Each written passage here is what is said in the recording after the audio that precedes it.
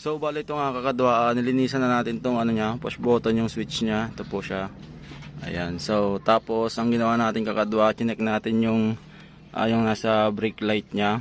Nilinisan din natin yung terminal at saka itong brake light switch.